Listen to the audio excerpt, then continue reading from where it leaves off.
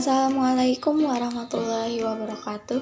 Di sini saya akan menjelaskan tentang penurunan rumus hukum Kirchhoff. Di sini saya akan menjelaskan konsep dasar tentang penurunan hukum Kirchhoff. Ada hukum ke-1 dan kedua. Adapun hukum ke-1 atau yang pertama yaitu tentang kekekalan muatan. Jadi, jika ada arus yang masuk di titik persatuan I, kemudian keluar daripada titik persatuan, bisa kita katakan I1, I2, dan I3.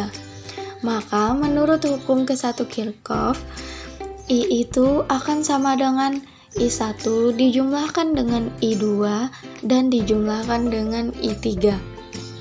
Jadi, arus yang masuk di titik persatuan atau I itu sama dengan arus yang keluar di titik percabangan I1, I2, dan I3.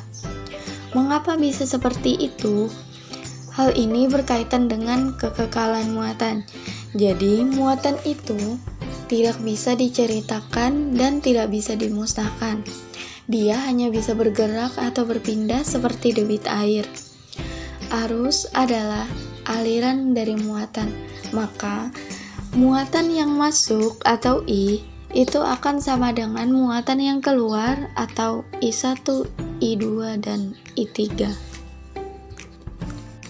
Kemudian yang kedua, hukum kedua Kirchhoff. Hukum kedua Kirchhoff yaitu berkaitan dengan aljabar potensial. Jadi, kalau ada sebuah loop tertutup, bisa kita ambil contoh itu arus DC. Ada hambatan R1, R2, R3, dan di sini juga ada GGL. Maka menurut hukum kedua Kirchhoff, maka jumlah aljabar potensial dalam rangkaian I itu akan sama dengan 0. R ini tidak lain kalau seri bisa dijumlahkan secara seri. Kenapa bisa seperti ini? Kita tinjau konsep arus. Jika arus itu kita anggap sebagai aliran semu muatan positif, maka akan ada muatan yang keluar dari sini. Muatan positif bergerak sesuai dengan arusnya melewati lintasan kabel ini dan kembali ke sini. Bisa dikatakan bahwa muatan positif ini bergerak karena gaya listrik dan kembali ke posisi awal. Gaya listrik itu adalah gaya yang bersifat konservatif. Maka gaya listrik itu sama dengan 0.